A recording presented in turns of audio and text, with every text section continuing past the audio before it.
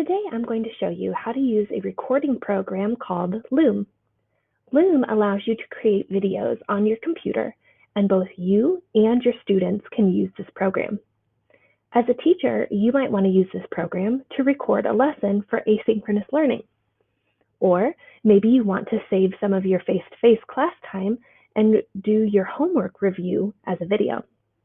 You can have students use this app to explain their thinking or share their work with others. So let's start by learning how to use this program. First, you're going to want to find the Loom extension, and you do that by just Google searching Loom for Chrome. When you find it, click the button that says Add to Chrome. Once you've added it to Chrome, you should see it pop up in your extension bar here. If you don't see it pop up in your extension bar, click on the little puzzle piece, find the Loom extension, and click the blue pin button so that it will show up. Once it shows up, you will be ready to record. For today's recording, I'm going to make the recording on a blank Google slide. I'm going to start by clicking on the icon for the extension, and now I'm going to decide how I want to record today.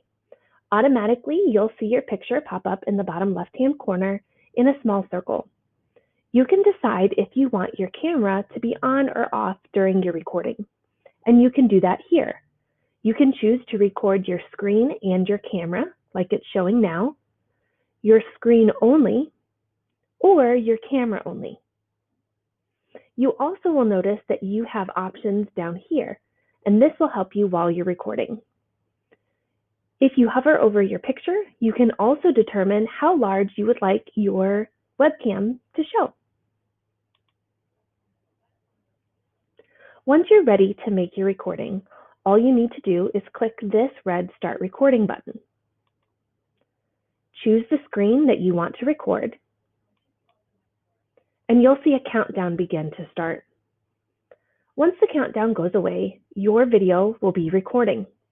You can use this toolbar next to your picture to help you during your recording.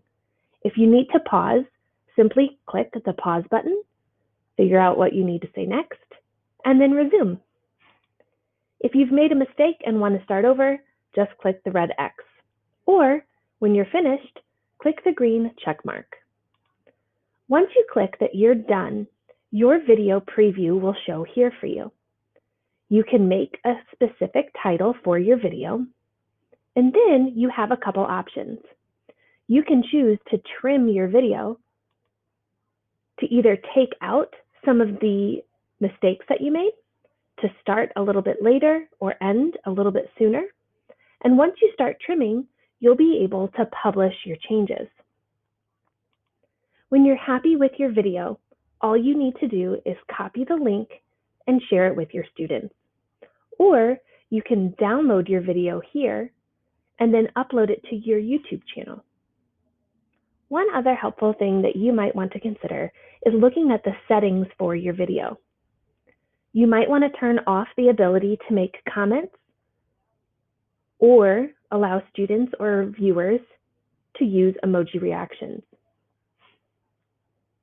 Once you've saved your preferences, your video will be ready to share.